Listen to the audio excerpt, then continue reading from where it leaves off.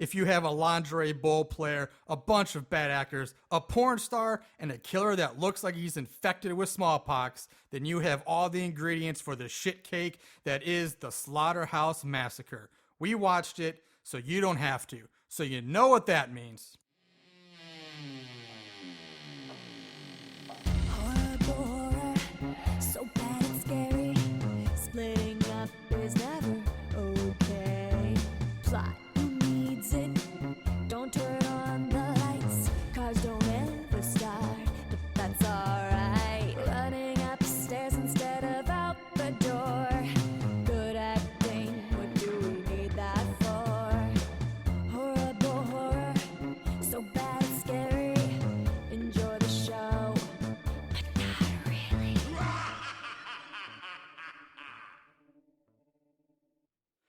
Greetings, one and all. Welcome to the next episode of Horrible Horror, the podcast where we watch the worst of the worst in horror movies. Horror movies so bad they're scary. I'm your host, Marshall Hampton. With me is my best friend, my co-host, and soon-to-be married man, Mr. Aaron Southworth. How are you doing today, Aaron? Oh, wow. I like the shout out for the wedding. That was pretty nice and unexpected. Yes. I am getting married soon. And I got to say, though, in the spirit of the movie, I'm going to be channeling Stoner. And you guys will understand that as soon as we jump into it. Yes. Before we get into this, is actually a semi-special episode, just for our pride in the fact of the matter that this is our 20th episode, big 2-0. One more episode, and it can legally drink.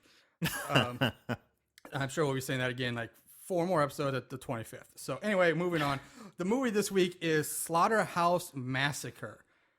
This shitstorm of a movie was released on June 28th in 2005. It has a simple runtime of 97 minutes, and it can be found on both Netflix and Amazon Instant. At least that's where I watch it. Aaron, did you watch it? Xbox have it this time? Absolutely not. Anytime I don't have to pay for one of these movies, I'm going to watch it for free. Of course. It was Netflix all the way. Yeah, that's what I figured.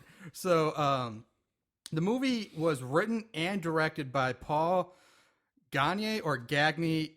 It depends on where not really sure, but it's one of them. Gagne. Let's go that way. And this guy had directed 2 other films besides this. So really not much of a career after this movie called Blood Predator and Legend of Killers. Well, at least he stuck with the genre. Yeah. Pretty much the entire cast, if you want to get, nobody in here really did anything of any sorts. Most of them this is their one and only gig. The most noteworthy people in the cast are the blonde girl at the very beginning. She was a lingerie bowl player. She played for the Chicago Bliss, number 11 in the lingerie bowl. Oh, shit. That girl, she's something. Yeah. And then the main character, Stacy, is played by Shaila Vaidya. It's a really weird name. She has like 12 credits for her name, mostly shorts and vignettes and TV shows. And probably next, her biggest claim to fame is she did 1 episode of How I Met Your Mother. And then after that, the only other person worth noticing is a naked girl in the movie who is at a party. And she's only recognizable because she is Angelica Costello, a.k.a. Venus, a porn star that some of you might know. That should look familiar. The only reason I'm going to bring this up is because I found this hilarious when I was going through IMDb before we get to the movie. I was looking at the cast, bios and all that. And this is what was put for Angelica Costello. I'm going to skip some of it because it's to save time. But basically it says she was a cheerleader in high school and she lost her virginity at age 14. Who puts that on their IMDb page? Like, why is that on there? So say it one more time. It says she, born 1978, blah blah blah. Get to the money line. Yeah. Costello was a cheerleader in high school and lost her virginity at age 14. Ooh la la. Okay. Yeah. I mean, it's just weird. Like, you don't see like basically George for perverts. Clooney, Tom Cruise. They're like, oh yeah, Tom Cruise lost his virginity at age 16. No, it doesn't. They don't do that. And basically, she. That's a great casting list for perverts, though. Yeah. Ooh, cheerleader and kind of slutty. Yeah, and she was nominated. Let's see, she made her debut in Dirty Debutantes, and she was the Penthouse Playmate of the Month or Pet of the Month in '99, and nominated and won various AVN awards for 2005 Best All Girls Sex Scene, Best anal sex scene. Whoa. Okay, we I get mean, it. a whole bunch of it. Just this is on her IMDb page. That's what's so weird about it. It's like, why? Of all That's what things- she's famous for, Marshall. Yeah, it's just crazy. So we're jumping into the movie. This movie, it sucks, really, kind of. But that's what we're here for. We watch the shitness so you don't have to. And it opens with basically a flashback of Allen, Texas, 1993. See, I missed that. That it actually did show up on the screen. Yeah. I must have blinked or something because honestly, it looked like Yeah, you must be looking because it's in big white letters, Allen, Texas. Yeah, just a must because it was confusing me for a minute. Yeah, But anyway. so it opens with this guy and a girl who you never hear their names, but they're listed in the credits as Mandy and Darwin, and they're making out in an SUV, and the girl is like saying like, "I want to go make love for all those where they slaughter all those animals," and she's like getting all turned on by like blood and death and animal killing, and she starts masturbating in front of this guy, like hand down panties, like straight up vag rubbing, and it's like you nearly see everything. Like this is graphic, almost X-rated footage in this movie at this point. So not even 5 minutes into the movie, less I than already 5. have half a chub going on. Yeah. And I'm thinking this is going to be a good flick because it's pretty graphic. Yeah, it's really graphic. Yeah, she really really gets committed. in there. She committed commits. to this scene. Yeah. And so Yeah. Woo. Woo. Gotta cool off here. cut to Marty Sickle, who is the main antagonist, the killer, and we see him. He's cutting meat, or basically chickens, in the slaughterhouse while listening to the Star Spangled Banner. And so the couple, they enter the slaughterhouse. So I'm sorry. Can I just say before jump we get to the slaughterhouse? Honestly, I got a little problem with it being 1993. Yeah. And she looks like she's going to a rave in 2005. Like their clothes were completely off, completely off. I didn't buy also, an SUV. SUVs weren't hot until like the late 90s. They were like I'll give you that one. I Yeah. get the black SUV or like Escalade or whatever the fuck it that was I'll like a give you that one. 2004 model. Well, it was filmed, in 2000. So I give you the SUV. The clothing that bothered me because I figured it wasn't so much rave as more. I think it's supposed to be more goth. And I don't know. There were people in high school we went to that were trying to goth it up and wearing all black. And shit like 1990. that. I don't. Yeah. No. Anyway. All right. Anyway, so yeah, Marty's in there cutting up chickens, and it's. I just noticed it's kind of funny. He's not using like your standard butcher's meat cleaver. He's using a machete to cut up these chickens with, which is just not the blade of choice for It's a little butcher. overkill there, bud. Yeah. So you get cuts back and forth between the couple wandering through the slaughterhouse and Marty Sickle cutting meat. And it goes on for a long time. Yeah, it goes on for a while. They finally enter the room where Sickle was, but he's now gone, which is weird because you never see him wander off. But later in the movie, it kind of explains what's going on, but not really. So the girl, she gets all horned up. She's like, oh yeah, I'm ready to go. Let's go. And they come to like this. You did a good job there. This tub of water, like this big like trough of water, and she like grabs them and pulls them down on top of her, and they're like going at it on the wet, nasty floor of a slaughterhouse. Yeah. So it's pretty funny because she's really, really aggressive. This actress really went for it. Yeah, she did. And you see boobs. I mean, you see a lot of boobs. I mean, she's like they're both basically butt naked. Full nudity. Yeah, full she's frontal, full full nudity. Yeah. And they're banging, and this point is pretty graphic. And when Marshall sex says scene. they're banging, they are banging. It's like it looks like they're really. I mean, this is Yeah. borderline like Cinemax softcore porn level of banging. And most definitely, it is. That's what I'm saying. It's really graphic. So anyway, they're banging. She starts on bottom, she rolls on top, then she rolls back on bottom, and she's on bottom. She looks up, she screams like ah, and it cuts away. No, but it didn't give you any real clue that a killer was coming. No. So I was thinking, oh my God, did she just like come or something? I mean, is that how she does it? She just screams? Screams. She's a screamer. Because you had no idea that No. was even there. No. But yeah. And it just blacks out, and then we jump to Dallas College, present day. And this is where we meet the main cast, most of the group. They're sitting in a classroom, and you can't be more stereotypical. Once again, in these movies, you have the football playing jock who's just sitting there tossing the football up and down in the air. Everyone else is complaining about doing their homework, and they're probably like, "Oh man, we don't want to do work." And then you have the slutty girl who's like intentionally dropping her notebook so she can flash her cleavage at the 60-something-year-old teacher. And the teacher he stands there with his mouth gaping open like he was hit by a Mr. Freeze ray when she bends over. It's so ridiculous. And so it's just ludicrous how he handles this. And then he turns back and they're throwing papers at him. And I'm just like, why do so many movies portray college kids like they're fucking high school kids? Or junior high kids, for that matter. Yeah, I mean, they really, really look, and the problem is they almost look like high school students. These guys that they cast to be on the football team are not big guys at all. Well, they're really small and skinny. Justin, it's hard to compare, but in comparison to everybody else, he's the big guy. At least he's tall. I can buy him. Yeah, but Bobby, his little sidekick, he's like...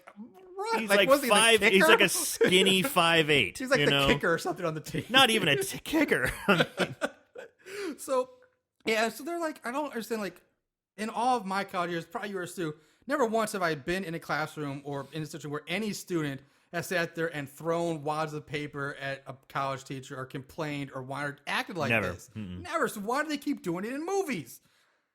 Anyway, so the slutty girl now, she decides that she pulls a Sharon Stone from Basic Instinct. She flashes her panties at the teacher while she's crossing her legs. Again, teacher reacts by dropping his jaw to the floor and freezing, like, oh my God, what's like, it's fucking retarded. And this is where one of my biggest problems with the whole movie coming up. Are you just follow along with me? I have a huge problem with this one. So I gotta get ready here. He's telling the students that, okay, this final project or where this project was, for all those you have an F, if you do well in this project, if it's original and on time, those are the only two criteria he gives, original and on time. Doesn't have to be good, just original and on time. You can bump your grade from an F to an A. I'm like, what the fuck? I have never heard of anybody going from an F to an A based on one project in college. You got to keep them in school, Marshall, because if you flunk them, there goes their money. So that's. Well, I'm just saying to me that's the most unbelievable thing in this entire movie is that going from an F to an A on one project. So after class over, there's a walk and talk scene. It's boring as hell, and you learn some tidbits that Stacy, the main girl, is going out with Justin, the jock, and Blondie Tina, I think, is with dating Bobby, the midget, and that's it. And the slutty girl bumps on, like, oh, she's such a slut. Yeah, you're slut, blah, blah, blah. So, but it seemed like at that point they were kind of developing Slutty Girl as a character. Yeah. Like, she was going to, like, there's these four, then there's Slutty Girl, and maybe someone else at this party that they're going to is going to join along. I agree with you on that. And I'm like, okay, Slutty Girls, I'm invested in Slutty Girl. I'm like, you think she's going to, something's going to come. Guess what? She doesn't. Yeah, totally. After the party scene, which is coming up, you never see her again. Nope. She plays no factor in this movie whatsoever. And it's like they were building a decent interest. Yeah. So the only character I cared about, give me the slutty one. Yeah. So this might be the first movie where the slutty girl actually does not die because she just disappears. So anyway, we cut to Justin, Stacy, Bobby, and blonde girl, which I later learned was Tina. They're driving to the party. You get to the party, and you get your stereotypical lame house party scene. And what makes the scene even worse is the really, really bad music they're playing over the scene. Like, it's just really shitty music. It just brings everything down. It's like great party scene. Like, yeah, it could have it just makes it worse. It was a long scene. It was. The party scene was very long. And nothing's happening. Right. I mean, you got the main characters, they're just bopping I think around. I saw like 10 guys beer bong. Yeah. You know, like, go, go, go, like 10 times in a row. Yeah, there's a gratuitous girl-on-girl makeout shot. Justin does kiss the slutty girl after doing a beer bong. Yeah. And so, he's making out with her. Yeah, she's going to be a character. Yeah. And then outside, you see the two girls who we saw making out just, a moment ago. They're outside now making out in like a ring of dudes. Like, they're all guys just this is circling Venus, around. right? Yeah. And they're making out. And out of nowhere, they decide, hey, let's just get naked. Yep. So in a ring of dudes outside, they just take off their clothes and just continue to make out. See, I was watching that, and I couldn't see her boobs enough. I would have recognized her if I saw her boobs enough. Yeah. So back inside, the main groups, they're standing around talking and smoking weed. And this is where we first meet Stoner. And when we say Stoner, we're not saying, oh, the guy's a stoner. No. The entire movie, his name is Stoner. Yeah, everyone just calls him Stoner. Yeah, like he's the only stoner in the entire world, so he gets named Stoner. He mentions that today is Marty Sickles' birthday. And then Bob mentions, oh yeah, Justin and I, we're planning on going up to the old Slaughterhouse later after this party to check it out. And then this cues Bobby to go into story mode, which cues flashback scene. throughout this whole thing, you cut between flashbacks and then the group kind of standing around telling the story. And it's the story of how Marty was, like his origin story. Marty was accused of raping and murdering a girl whose body was found near or inside the slaughterhouse. I don't remember. It doesn't matter. But Marty was let go. He wasn't in charge, I think, due to lack of evidence. So the girl's boyfriend, along with a few of his buds, basically attack Marty, hang him in the room where we saw the two having sex earlier with the tub of water. They hang him from a noose above this tub, and so he hangs to death. But they do say the tub was used to basically, it's an electrical tub to use to remove the feathers from the chickens. So it was a combination of, it was like a light boiling chemical water bath with electricity. Yeah. And so they say the rope breaks and Marty falls into the tub, the electric tub. And now they're saying people say he didn't really die, that he became some kind of supernatural being. And then later that night, they're like, later that night is when the couple that opened the movie, the sex couple, that's when they show up. Right. So kind of like the beginning is like a splice between what happened to Marty, like before he got killed, and then the couple pulling up outside. So it kind of overlaps. But he's dead by the time they go in there. That's why his body just disappears from the scene when they enter. So it's confusing, but that's, I think, what they were going for. So the girl at this point, you see the kill scene again. Like they're having sex. You see Marty come up, stab the guy. You actually see him stab the guy. Yeah. And then the girl, who is like butt-ass naked, she gets up, grabs the machete we were talking about earlier from the butcher table and cuts Marty's head off. Now, at this point, we say she's still front nudity. I mean, you see everything. I love this actress. Yeah. She's great. She's really going for it. She for this shitty movie, to be that naked is... to be that naked. And then it keeps showing, it shows the clock, this old dirty clock. It stops at 12:59 and 45 seconds. And then we jump back to the present time, back at the party. And Stoner says that if you go to the place where he died on the night of his death and say this rhyme, Marty will rise out of the tub of water. So it's like channeling Candyman. Yeah. In a way, you know? It's going with the Mary, chant the name 3 times. Yeah, Beetlejuice bullshit. And then you get more lame party scenes. It just keeps going on. Stacy and Justin get into a fight because she saw him about to make out with Slutty Girl. They argue with bitch. It is boring as fuck. It doesn't matter. Bobby tells Stoner, hey, I have this plan. We're all going up to the slaughterhouse. You should come up an hour after us and wait to come in, and then come in inside in a costume. So Stoner's going to play the role of Marty and try and scare the girls and chase them around, while the other guys laugh and film it. You know, so that's what you do in college. You really, really poop on girls. Man. Yeah. So Tina, the blonde girl, Bobby, Stacy, and Justin, they're drunk driving their way to some abandoned town, which leads them 30 miles away, it said. It said it's 30 miles away. Okay. I'm sorry. I am not invested in that kind of prank. If they're like, all right, it's 30 miles away. I'm drunk. I've been drinking. Yeah. I'm going to scare my girlfriend because I'm an asshole. Man, he really wants to do this. Yeah. He really just wants to spook his girl.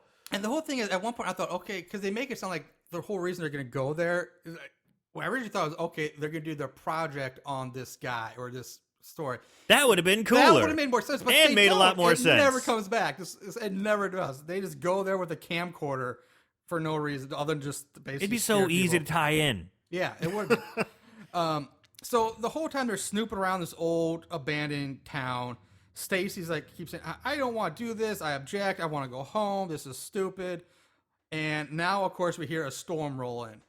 I wrote this down just because, okay, the storm's coming, you hear a lot of thunder. But then after, I never wrote this down later in the movie, but I'm thinking, again, it never plays back. The storm, it never rains. There's no lightning. It thunders a bunch of times. It thundered a few times. That's it. No storm ever comes. Well, I guess it was just a passing front. They just gave up on that idea. We can't afford rain machines. So they find the old slaughterhouse and they head inside. And they find, like, it was supposed to be a circuit breaker, but there's no box. It's just a switch. And they flip the switch, and voila, all the lights come on. And I'm like, how and why the hell would this place have power? The whole place is abandoned. It's abandoned. The whole town. The whole town is abandoned. but yet this place still has power. Not one sign of civilization. I mean, of any people. Yeah. And then, oh yeah, we got electricity. Yeah, it's electricity. Running water, sure, why not? It's our driveway's heated. No one's here, but we got it. Yeah, the hot tub out back's working. Right. And so basically, I actually counted this. For the next 5 minutes of screen time, nothing happens. Oh, no, it really doesn't. All Nothing. that is going on is the four of them wandering around each other and randomly screaming, trying to scare each other. The girl will grab the guy's butt and go, eek, and he'll go, ah, and then he'll do it to her, and then they'll just jump And each they'd be other. like, scream, ah! Yeah. Cut it out. Ah! Cut it out. Hey, don't do that, Don't do babe. it. Stop it. Yeah. And that's for 5 minutes. I had the timer right. 5 minutes of this going on. Nothing. Easy. There's a quick scene of a car pulling up, someone getting out and getting something from the back seat. And then it's right back to them wandering around. But eventually Stoner shows up. Thank God. And Justin is like, he's like, dude, you're too early. You have to go. You're going to ruin it all. And he's like, hey, we'll see you tomorrow, Stoney. Wink, wink. Right. And Stoney walks off. So the four of them, again, just more of them wandering around. That Stoner, you get a lot of shots of Stoner in his car, just constantly smoking, being sliced. just smoking roaches. Yeah, I mean, just tearing through that pot. he's like a chain smoker, cigarette just with joints. Like he there's not a single scene with him where he's not smoking. He's joint. always got a roach. He is just always got a roach in his hand, and he's just going to town on it the whole time. So he's either smoking the thickest roach ever. He's just constantly smoking joints, and it's just always at the end we see him do it. And they really hammer home the fact that Stoner is out in his car because they keep cutting back to him so smoking, many times. Cutting back to him, he's just smoking. Cut Yeah. back. 5 minutes later, cut back. He's just smoking. Yeah. So finally, the group finds a way to the room with the tub where the sex scene happened, where Marty was killed. And for some reason, the tub still has water in it, and it's been like 10 years I or thought something the like that. exact same thing. Like, why is there water in this tub? Right. So they sit on the floor in a circle and they recite the sickle rhyme, which is retarded. And you hear screams are heard. Michael Sickle once, Michael Sickle twice, Michael Sickle kills someone tonight. Or Michael Sickle took a life or something like that. Or takes a life. Yeah. It's something stupid. I already fucked it up. All right. It's really I thought I was stupid. getting pretty good. I think I mean, did. it's no 1-2 phrase coming Yeah. for you. That's for sure. It's way really lame. bad. You hear some screams and the girls freak out. They're like, oh my God, I want to get out of here. The dudes are like, ha ha ha, Stoner's Yeah. coming. Okay. They're kind of jazzed. But then Bobby freaks out. Bobby's like, oh shit, dude. I think I said, take my life instead of where the proper line is. So he's all freaking out that, he fucked the thing up. So do you think that he was stalling for time for Stoner to show up? Because he seemed genuinely concerned about this. Yeah. And I'd be like, what the fuck? No, I think it was one of those things that wasn't said. Like, if you actually say, take my life, then he's going to come back and kill you, or he can come back on a killing spree. And so he's like, maybe this is real. So I think that's what I got. Okay. But who knows this movie? I thought Yeah. maybe he was legitimately freaked out for a second, but then just like, dude, you're stupid. Don't worry about it. Well, Justin was saying to do it again. Oh, The that's girls right. didn't want to do it. The girls were like, fuck you. And Yeah. they actually said then- that like 3 times. Justin drops their camcorder they're using this whole time In the tub. into the tub of water. And then you get a quick shot of that clock again, which was frozen. And now the second hand starts to move after they do the rhyme. So this is the thing. He drops the camera in the water, and Justin goes, okay, I'll get it for you. He's apologizing. He's reaching in. The water's you can't see anything. It's kind of a blackish It's a black color. yeah. So you can't see anything. And he's putting his arm in there so deep, like looking, and there's bubbles coming up. Yeah, like you someone see bloop, breathing bloop, underneath, bloop, yeah. bloop. And you're thinking, okay, here comes something cool. Here's something. Nope. Nothing. Never comes back to it again. No. That's it. I forgave That's that such a one just wasted because, like, moment. It's a wasted moment. yeah, I kind of see your point, but at the same time, I forgave that one because, like, okay, Bubbles, ooh, something's gonna happen, and then he pulls the hand. It's one of those, like, those times, like, okay, he got off lucky this time, but it'll come back later. But you're right, nothing comes back to the tub. Yeah. Nothing ever comes out of it later. You never really see it again. So Bobby decides, and he's like, he runs off ahead of everybody because he's like, hey, last one back to the truck, buys the beer. So he takes off running. He's so excited. Yeah. He's so excited He's like to a get free kid on beer. Christmas, like running down to the Christmas tree, like, I know, whee! I'm going. He was so pumped. Yeah. So the three remaining people, they go after him to find him, and of course their flashlight dies. And Stacy's like, "Great, now what are we gonna do?" And I'm like, "Yes, what are you gonna do with no flashlight? Even though nearly every single light in this place is turned on, Right? What will you do without that flashlight and all this other illumination around you?" Be able to look around and go, "Oh yeah, I see where I'm going. Cool." So Tina, the blonde girl, she gets separated from Justin and Stacy, which makes no sense because they were together. She goes off down the one dark hallway without the flashlight. And then literally 5 seconds later, Justin pulls out a Zippo and they follow her. So how, this timing makes no sense. How she gets separated so drastically in such a short amount of time. But at this point, another 5 minutes passes with nothing happening. People wandering around looking for each other. Yeah, that's all it is. And Bobby finally runs into Marty Sickle. But this, of course, he thinks is Stoner in his costume. He's like, "Hey, Stoner, what are you doing? Stoner, man, Stoner. Hey, Stoner." He's right in his face, and he's looking- talking to him for 2 minutes. Yeah. And Marty looks up and says something stupid. Now, at this point, let me explain this. It says something stupid. Marty Sickle looks like a homeless bum that's infected with smallpox. That's what he looks like in this movie. That's a very good description. Yeah, he just looks like someone who's got bad chicken pox or smallpox with, a drinking problem, who's been on the street for, 10 years. Yeah, and he talks like the most, almost hillbilly, it's so hillbilly, but kind of supposed to be evil, but demonic-y hillbilly with grumble kind of strong blood. Yeah. It's an awful choice this guy made to talk like that. Which, but why I'm on this guy, the guy who plays Marty Sickle is also the writer director of the movie. It's just Paul or Peter Gagne, whatever his name was. Gagne. So Sickle stabs Bobby in the dick with something. At this point, I don't know what. You can't really see. All you know is he stabs him in the dick. Yeah, and Bobby is silent. Yeah, and he's like, he just doesn't even make a sound. He goes, yeah. And I think I'd be reacting a little bit more than that. Yeah, I think I would be too. And Sickle in his demonic hillbilly says something like, "I got a split," and then rips the knife, I guess it's a knife, or whatever, up, splitting Bobby in half from groin to the top of his head. Completely in half. So it's kind of like a Kung Lao fatality from Mortal Kombat. Very good reference. He just falls apart. I like it. Thank you.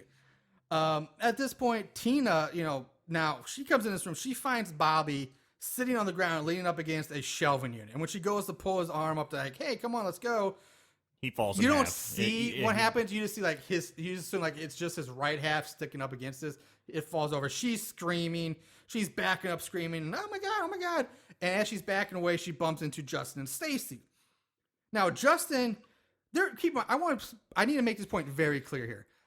They're in the same room where they just found Bobby's half of his body. Right. That's important to remember because Justin then walks forward to where Tina found the body, which means half of Bobby's body would be lying right there. Yeah. But he looks, and instead of seeing the body for some stupid, he looks over and he sees a pool of blood and a flashlight. And he's like, "Bobby, what's going on? Where, and they're calling out for Bobby, and Stacy's like, "Hey, what do you think happened?" And I'm like, "What the fuck do you mean? What do you think happened? How do you not see half of a body lying right at your feet?" And the fact that Tina just saw the body. And she could be like, "No, he's right there. Yeah, he's right there. His body's right there behind you. Yes. Turn around." Yes. These people are retarded. And so they just leave. They're like, "Okay, well, we'll leave this room." Was the prop handler too lazy to move the body out of the shot? Christ. It's wow, it makes no sense. It's the stupidest thing.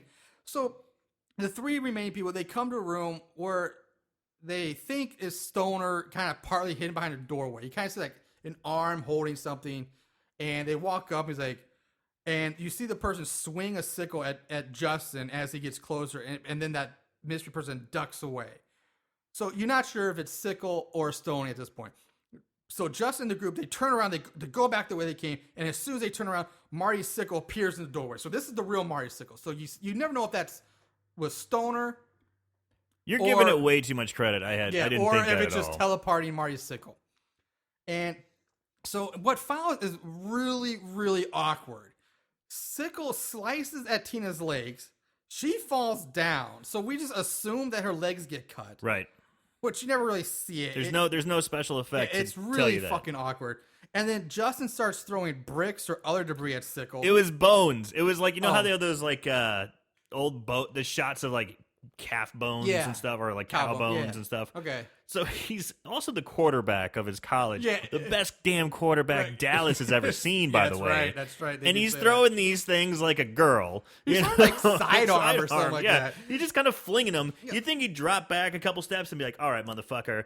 Bam! No, and just hit it with it. I don't think he's going to do the 7-step drop, but... Heisman pose. Boom. But yeah, he's throwing these things at Mari Sickle, and Sickle just ends up looking like a kid playing dodgeball, trying to dodge these things. Like, it's really awkward. I think he got hit looking. by one, too. Like in And the feet. So eventually the three manage to run off, and they end up in this boiler/furnace room, and it's a dead end room, and they like jam like a stick in the door behind them to, try to block the door, and they hide behind the giant burner. There's furnace. nothing in the room except the furnace. Yeah, there's nothing. Zero. Yeah, exactly. So where they're hiding? Gee, I don't know. And they start trying to bandage up Tina's leg. Sickle sticks his head in through the broken window in the door and says, like, "Remember me?" Or in a really his badass voice way. is really bad. And then he just breaks the door down, and he sees Tina's foot sticking out from behind the furnace, and I'll shoot. yeah. And of course, then Justin comes up, bashes him with a fire extinguisher, and they run off again. And that's something, again, I just hate in horror movies. You hit a guy in the face with a fire extinguisher. He goes down, drops his weapon. You got him right at your knees, not moving. Keep going. Yeah, it's keep just going. a classic. It's a classic bullshit thing that And happens. this isn't the only time this happens in this movie, is somebody dropping their weapon. So anyway, Sickle pops up as they run off, he pops up from out of nowhere, grabs Justin, and is about to stab him with the sickle when Justin stabs Marty with a knife. Now, I have no idea where this knife comes from, and if he had a knife, why didn't he use it earlier? There is a scene of him just picking something up, because when Is there? they're like running through, he just stops at it's like a little desk like on the wall, and he just goes, ugh.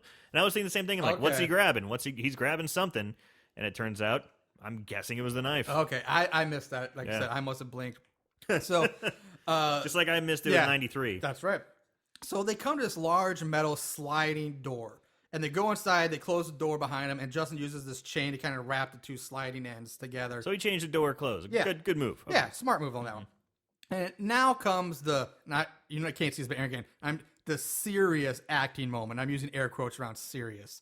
The scene was But a long time, they too. suck it up royally. And, they're having Stacy and Justin have like their emotional reconciliation moment. And they're like, "Oh, I love you." And, "Oh, I love you." And blah, blah, blah. And Justin's like, "If we get out of here, or when we get out of here, I'm going to be the best boyfriend ever. And, oh, shucksy darn, I'll be the best one ever for you." Yeah. And Stacy's like, "Oh, well, I'm preggers." And she's like, "I'm pregnant." She And, dropped the pregnant bomb. Yeah. And Boom. she's like- Sucked all the air out of the room. That was already gone. Yeah. and then Justin's like, "Well, we should get married." And she's like, "Don't play with me." He's like, "No, I was going to say that anyway." Blah, blah, blah. It's awful because their acting is so bad. And it's pretty funny because the blonde girl's just bleeding out. Yeah, she's And it's just funny leaning up against because the wall bleeding out. That's all. Yeah. they do kind of like pan over. Like at first she was running and walking, and they get done with this scene. She's just unconscious. Yeah, she's pretty much passed out up against the wall. And I'd be the same way, except I think I just start bleeding from the ears at this point. so basically, this whole scene is boring and just awful. And I think it does like a little fade to black and then fade back in. So it's like some time passes with them just hiding out in this room. I think there were a couple shots of Stoner in there too. Yeah, I'm sure there was. Sitting in the car smoking. That's it. So eventually, Justin and Stacy's get moved like this old table saw underneath the small window that's really high up on the wall, and they climb up on top of the table saw so they can like squeeze through this window. But first, like, "Hey, there's Stoner." They're like, "Stoner, Stoner!" Calling out Stoner in the car. Justin uses the flashlight to try to signal Stoner, like, hey, Yeah, that's the yeah. last type stuff. And Stoner looks like he sees it, but just says, "Whoa, this is some good shit." Ugh, And he goes back Stoner. to smoking his joint. Oh, And now- Stoner. Now this is my weed rant for the week, because we've had this before in our movies, and why? Oh, okay. Sorry, Mom and Dad, if you listen to this, but yes, I have smoked weed. Aaron smokes weed, Yep. and lots of people smoke weed, but never once have I had hallucinations from weed. And I'm so tired of movies having people smoking weed and then playing off like, whoa, it's a hallucinations. They're not doing shrooms or LSD or something. They're just weed. They're not. He's not going to look over and see somebody flashing a flashlight at him and thinking it's a hallucination. Why? Stop doing that. Stop it. Same with the. If he passes out and falls asleep in the car, that I'd buy. If he's like, dude, I gotta go get some, Funyuns or something, that I'd buy. But saying, whoa, this is some good shit because I'm seeing flashing lights, stop it. Man, Just stop it. Marshall. I'm sorry, but I'm so sick. It's not a hallucinogenic. So anyway, Stoner... Classic crappy movie cliche. Yeah. So Stoner drives off, and then Justin tells Stacey that she has to squeeze through the window so she can go get help. She gets the keys to his truck, drops them out the window instead of putting them in her pocket. I don't know, but she drops them out the window, and then she squeezes through. This is one of the funniest things I like about this is the thing I like about the scene. When they first got in there, when they first got in this room where they barricaded themselves in with the chains and they're looking around the room, yes, there's the window. Yeah, you see it plain as day. And right they there. never, first thing it's like, oh shit, well, let's see if we can maybe squeeze some people out of here. Right. Oh, look, you two girls squeeze through? Boom, boom, Boop. Done. No, they wait like They waited like a couple hours. Yeah. Easy. Yeah. So she squeezes through it, falls to the ground, and then Justin basically pushes Tina's weak limp bodies through it, just like thump. I don't want her bleeding around me. Shoves it to the window and she just falls on top and there's of a Stacey. drop. There's like a 6-foot drop. Yeah. And he's just shoving her out head first. So not only is she bleeding out, she's going to get a concussion. Yeah. And then Stacey says, "Hey, I twisted my ankle," which never really comes up again. Yeah, I mean, she kind of hobbles. She a hobbles little. wrestling, and that's what I say that she and Tina kind of hobble off together. Now, Sickle, Marty, sticks his head in between the sliding doors and has a little Jack Nicholson The Shining moment. Like, here's Johnny. And he says, "I bet you thought you could get away." Not nearly as cool as here's Johnny. Yeah, no. And he says, or run away or something like that. It doesn't matter. And he then breaks down this metal door. Just busts it down. Justin, being fucking retarded. In his infinite wisdom, Marshall. Yeah, his infinite wisdom. Tries to get away by squeezing through the tiny window the girls just did. Now we cut to Stoner driving and smoking another joint. Yep. And he says, "Whoa." He's like the fucking Joey Lawrence of this movie. Yeah. I think every one of his lines starts with "whoa." And did you notice he's driving around in the dark with his lights off? Yes. Now, it's just because he's Stoner. God, that pisses me off too. So, and he's like, "Well, this ain't the way." And he turns around to go back. Stacey and Tina get to the truck. Somewhere they find a shotgun. I don't know if it's in the back seat or the bed, but they pull a double barrel out of the back seat. And Marty is now magically underneath the truck and grabs at Stacey. Yeah, he grabs her feet. If you're gonna attack, they show him like running.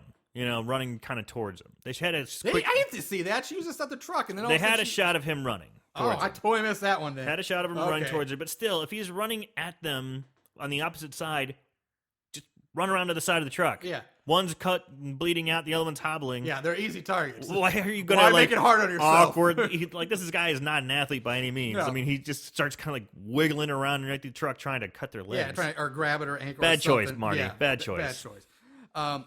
So they run off. They hide inside one of the abandoned buildings that they were in earlier on the way to the slaughterhouse. And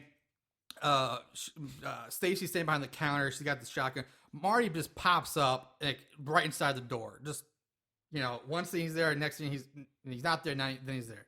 And she blasts him with the shotgun. Marty goes flying back, shattering the glass door. And he's outside. Stacey goes out to check on the body. The body's gone.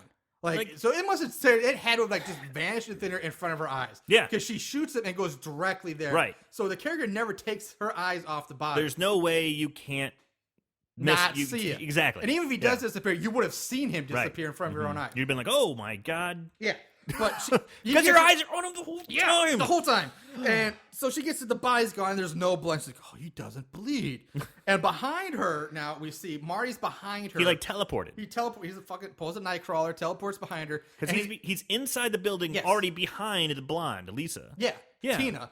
And because he's got Tina by the neck. He's like it looks like he's grabbing her by the neck. Stacey's like, "Oh my god, let her go." So he lets her go, and he pulls a fake. He pulls a rope-a-dope here. He lets her go, turns to walk away, and then flings back around, cutting off Tina's head with the sickle, which is like one of the worst special effect decapitations that I've ever seen in a movie. Yeah, it was pretty bad. So bad. But I did like his movement. He was pretty quick. It was a really weird, choppy. Yeah, it was choppy, but so choppy fast. Yeah, it was like, you know, it was impressive. And then he says, "Damn, I'm good." That was a pretty sweet line. Yeah. And so Stacy shoots him again, and he goes flying over the counter. Yeah, and this is a fantastic shotgun. Yeah, and she reloads the gun, which I was actually glad they actually showed her reloading a gun, which is a rarity in a lot of movies. And then she goes to see the body again, but of course his body has disappeared Again. So Stacy now says she runs and finds a payphone, which happens to, again, in a completely abandoned town. Not only do they have still electricity, working. they have phone service They too. have a payphone that still works. She calls 911. She's speaking with 911 when Marty pops up, grabs the phone, and says, "She'll have to call you back." And not that bad. No, that's pretty much it. You pretty much nailed it. That's exactly what he sounds like. And then he hangs up the phone, and he's like, tells her, "I'm going to take my time killing you." They make a point to keep showing some bracelet that Stacy drops in the phone booth, but Why? You've never Yeah, seen I was this. really the wondering what entire that was. movie, I actually went you've back and never I'm like, seen this. I don't know what that bracelet is. Yeah. And they keep going. They pan back to it like 3 times. And you never see it before until this thing. You've never seen it before. No one makes a big deal like, "Hey, here's this bracelet," or "Hey, this bracelet has magical powers." No, she drops it. They keep coming back to it, and you never see it again. There's no callback to this bracelet. Somebody There's no really, point. it's like, it's like, "Hey man, I handmade this bracelet. Can you Or we show spent a it?" lot of money on that bracelet. We're gonna give it. It's gonna get some screen time. All right, I'll pay you $500 if you can show that 3 times in the movie. Yeah. Well, we did it all one shot. Bam, bam, bam.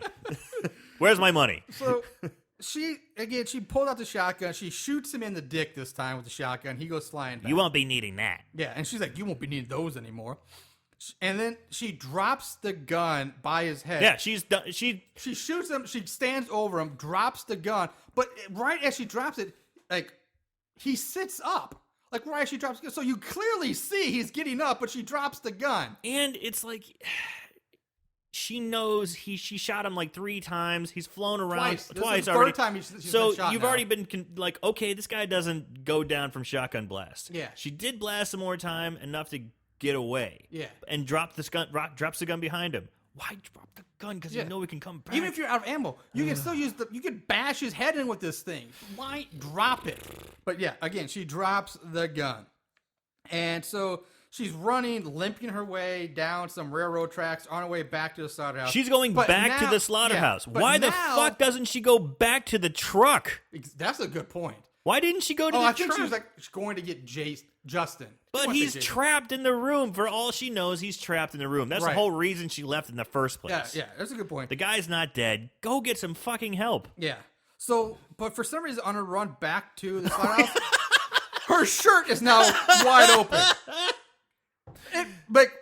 You never see Marty like rip her shirt open. Nope. It doesn't come open. She's Nope. fully dressed in the phone booth. She shoots him, still fully dressed. Drops the gun, fully dressed. Running down railroad tracks. Shirt's wide ripped open. Boobs bouncing in the wind. Yep.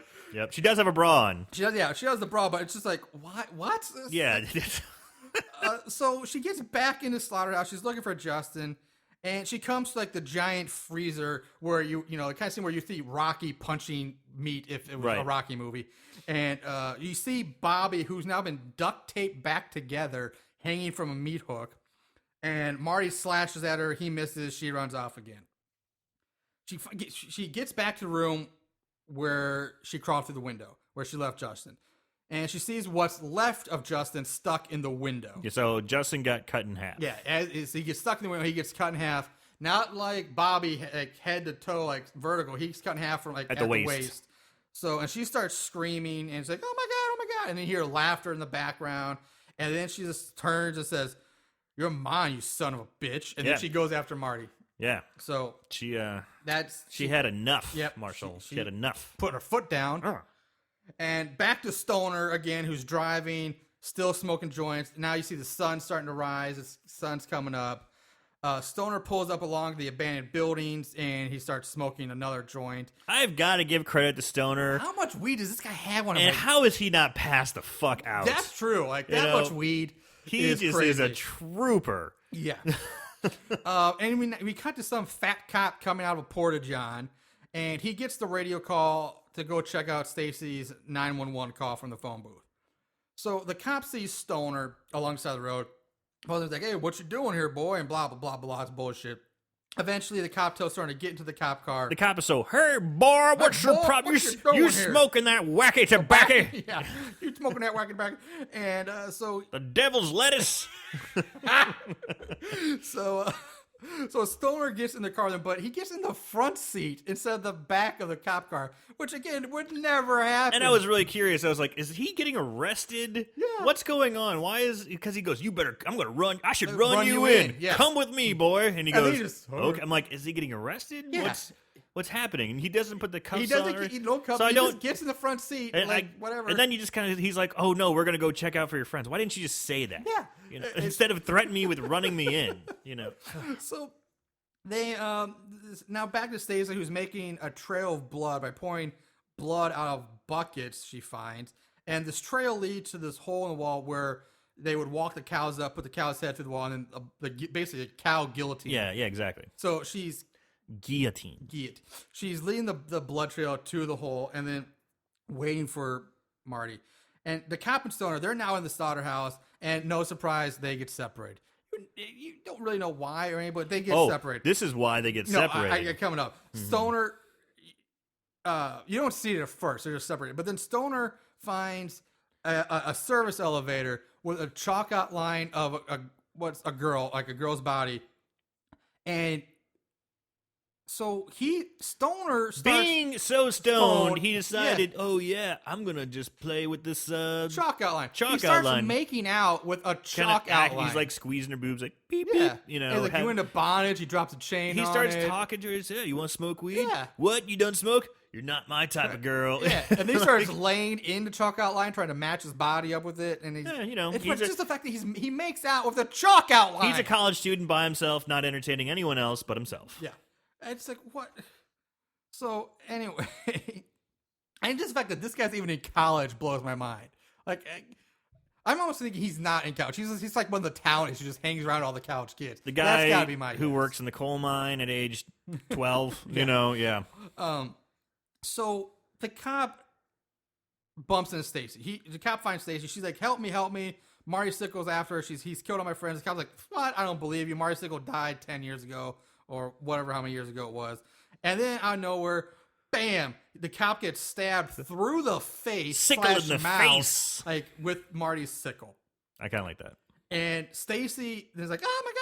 She starts leading Marty to the chopping hole, saying, come and get me, motherfucker. Yeah, come and she's get like, me. "If you want me, come and get me." Yeah, she tries crawling through the hole, but gets stuck. Guess where And she gets I stuck with? guess She gets because stuck on her skirt. I'm like, I put a question mark by stuck because she's fine, and she just kind of stops herself. But it's like an excuse, like, well, let's get your jeans off Yeah, now. and then she takes off her skirt She and takes wiggles off her out in jean her skirt, underwear. yeah. Yeah, so now she's just in her bra and panties. With a shirt like hanging open. Barely on her. Yeah, and she drops through the hole. Marty starts climbing through after her. She's like, fuck you, motherfucker, or something like that. She pulls the lever. The guillotine blade drops, cutting off Marty's head. Now, Guillotine. the clock is shown again, and the second hand comes to a stop, and the clock stops at 7:59, like 15 seconds or something like that. No relevance.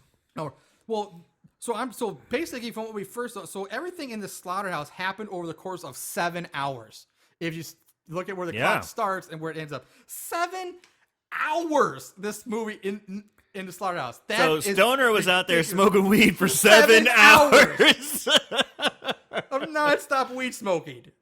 That just blows. That's way too much time for what you see actually Right. happen in this movie. So that time when they are in that trapped in that little room, That must have been a long that's time. a long. That must have fucking been like time 5 gap. hours. Yeah, it's insane. So Stacy climbs back through the killing hole, trips over Marty's body. She's like, "Fuck you!" Kicks him, but it beats him. She backs away, bumps into Stoner, and they have a little cute conversation. Like, "Oh, where's everybody? Oh, they're dead. Oh, we need to get out of here." Blah blah blah. It's meaningless. Fade to black. And you think it's over? Nope. Fade in on Stoner and Stacy getting into their car. They sit there for a bit while she cries. And she's like, "Oh, we got to go tell the police." They drive off. Okay. Whoa. Okay. And fade to black. Is it over? Nope. Fade in on the clock. And the second hand begins to move again. Cut to where Stacy killed Marty. Marty's body is now gone. But the camera zooms in on the ground where just his bloody sickle remains. Now Roll credits. That is Slaughterhouse Massacre. Oof. So, oh my God. It is awful. So let's go into favorite kills. There can be only one. Favorite kill? Now, favorite kills, there weren't a whole lot to choose from this movie. So, yeah, like let's just go into it. All right. Not much here. No. There's really not a big body count. Yeah, you have five kills. If you don't count Marty, you have 5 people that die in this movie. Yeah. 1 in the flashback, and then 4 during the actual event. So let's count Marty. It's 5. Okay, if you count Marty, that's 6 then. Okay, 6. So 6 kills, and many of them are off screen. Justin's really the only one that's off screen. Oh, is it? Yeah. Okay. No, Justin was off screen. Yeah. Cop got it through the face. Tina gets her head cut off. The guy in the flashback gets stabbed in the back, which you do finally see that. Okay. And then Bobby. You do see them all on screen except for Justin. Yeah. So, what is yours? All right. So, we already determined we don't have a lot to go through. So, I'm going to go with Marty's original first death when the girl was having sex with the guy, jumps up with the machete, fully naked, still wearing her boots, still sweaty from sex, reaches up and chops off Marty's head, and she's completely naked. Gotta really tip my cap to her. She went all in. I guess for the nude factor, that just makes it pretty good, at least visually, because all the rest of the kills are visually awful. But at least this one, you get a really... It was unique. It was definitely unique visually. It was very stimulating physically, visually. But not taking that into account because I didn't. That's my kill. Okay. That's my favorite kill. Mine, most of them suck. I'm going with Bobby again. Anybody? And this is the second I would pick a stab in the dick kill. It is. Someone hates his genitals. So it's just he gets stabbed in the dick and then he gets split in half, Kung Lao style, and so that's definitely the most graphic of the kills in the movie. The special effects aren't great at all, but it's definitely better than Tina's getting her head cut off and anything else. So I'm going Bobby, stab dick, then split in half. Yeah, the machete head cut off that I liked. I mean, it was a really bad effect. The fake head. The fake head was really, really bad, but I really don't care about that. Right. Okay. So let's move into odds and ends. Not only did they watch these films, they researched them too. Ugh, what is wrong with these guys? First things first, before we move into going any further, I saw this on. You can actually see this on like the DVD box art for the movie. There's a quote, 2 quotes that I had to write down. That says, first of all, it says, "More frightening than the Texas Chainsaw Massacre." Independent Film Quarterly. What? What? Did you see Texas Chainsaw Massacre? Because I don't get that at all. No.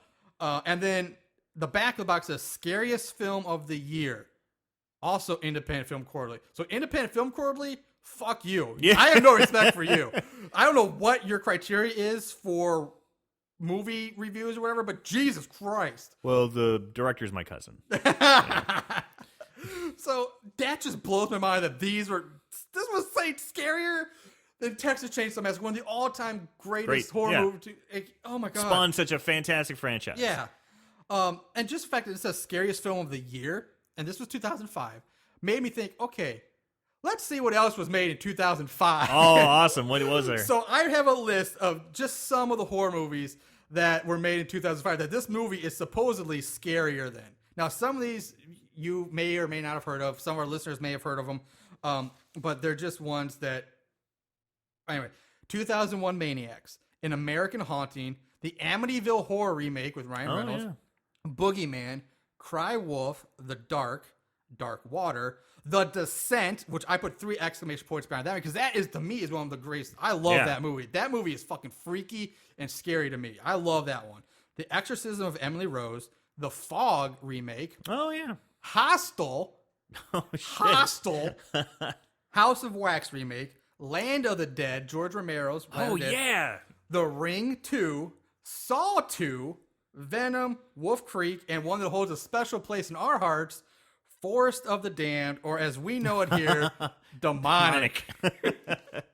So those are just some of the movies that were made in 2005 that, according to Independent Film Quarterly, are not as scary as this movie. So that begs the question, Aaron, is this movie scarier than Demonic? Ooh. No. Oh, I'm going to have to go with Demonic on that one, honestly. wow. And Demonic was a shit movie. That was a horrible movie. You can listen to our episode on that one way back when, but oh my God. I think that was our 4th or 5th one or something, yeah. Boy. Yeah. So anyway, moving on to ratings finally. IMDb gives it 2.3 out of 10. Rotten Tomatoes, it's not even listed on Rotten Tomatoes. And Amazon gives it a 2 out of 5. So this may be one of our lowest rated. Yeah, it's definitely one of the lowest rated ones. So that comes to basically our favorite part of the show, definitely Aaron's. It is now time to guess the budget. Time for Aaron to blow his wad with the budget game. So, all right, Aaron, loosen it up. Stretching it out. What do you think the budget for this movie was? 2005. 2005. Pretty much 3 locations: school, house, slaughterhouse. Mm-hmm. Great truck, an F3 It was a or nice 350. truck. Yeah. I'm gonna go with $150,000. Ooh. Well, you did not go over this time like you normally do. You okay. came in under, but you would have been closer. The estimated budget is $250,000. Damn it! I was feeling too. Shouldn't change my answer. I always tell my students, don't change your answers. Go with the gut. Go with the gut. Go with the gut. Has more neurons in the brain. So, all right. Brings us to 5-star reviews. These special movies have a place in these special people's hearts. 5-star reviews. Now, with 5-star reviews, only found 2. I was about to say, I'm surprised you found I any. found there were any, but there are 2 5-star reviews. Lauren Goodrich writes, "This movie is so funny. It is so badly made, so badly written. If you want a good laugh, definitely watch it. Personally, I love how one of the characters' name is Stoner. Obviously, well thought through. 5 stars." Now, Soner saved it for her. so ATV Nut writes, How many brain injuries does this guy have? ATV nut. That's why he loves this movie. so he writes, "Movie was pretty good. Not too gory, but enough to be intense. Good acting, not a high budget movie, but was pretty good. 5 stars. That's like a 2-3-star review, but he gives it 5 stars. It's the brain injuries. So because there's only 2, I did go to the one 4-star Right. review. I know wrote. we've done that before. And I didn't write the whole thing down because it's mostly just a complete recap of the movie. But I did find this little gem in the review from Grindhouse and Horror, which I guess is like a publication or something that does horror movies. Yeah.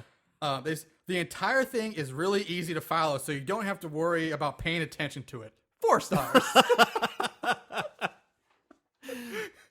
That's one backhanded compliment if I ever heard one. Yeah, that's why it gets 4 stars, because it's easy to follow. You don't got to pay attention to it.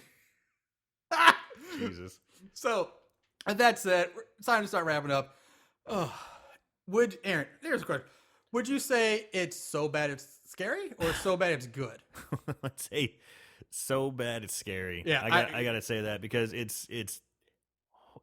the scenes that take so long, the party scene, way long, wandering on the slaughterhouse, so long. Really, when you add all that time up together, and that's something I wouldn't mind actually maybe doing sometime, finding out exactly how much is actual like story moving forward, plot development, what have you, or just scenes. Yeah. Scenes of just walking around. Because honestly, I bet it's about half an hour, maybe more, of that just walking around. Oh, it's easily a half hour. Because like I said, I was doing a lot of time like checking for this. It's easily a half hour of nothing happening. If I was going to recommend someone to watch this film, I would say watch the first 7 to 8 minutes because that's probably the most Basically entertaining. for the softcore sex scene, the porn scene at the beginning of the movie. That's it. I agree. So bad, it's scary, not good. So I'm saying you would not. Would you recommend watching this? Just the first 7 minutes. After the first 7 minutes, just turn it off. Turn it off. Just when it says present day, be like, done. I love it. I kind of have to agree with that. This is not one. I do love some. There are times where I love bad horror movies and will recommend, but this is not one I recommend. There's a lot better bad horror movies out there. Skip over this one and check out something else. Don't waste your time. Or spend 8 minutes of your time, watch the softcore sex scene, and then move on. Right. So I think that's going to do it for us this week. Remember, you can follow us on Facebook. Follow us on our website, www. I don't know why I said www. Everybody knows that. HorribleHorrorPodcast.com. Follow us on Twitter at So Bad It's Scary.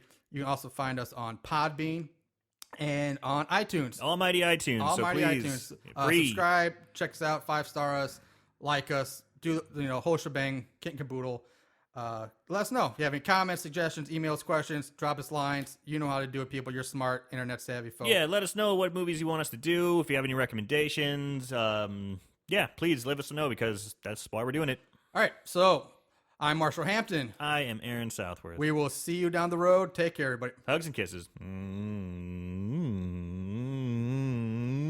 Sorry, that sexy in the beginning was so fun.